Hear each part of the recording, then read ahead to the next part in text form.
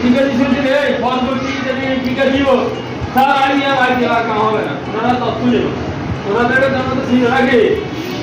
সরকারের তথ্য নিব আমার স্কুলে ঘুরে আসবেন ঘরে কাটাকাটি করবেন করে যাবেন কাম হবে এখানে কার কার জ্বর হয়েছিল এই বছর দেখি সবাই প্রায় সবাই তো জ্বর হয়েছিল না সবার জ্বর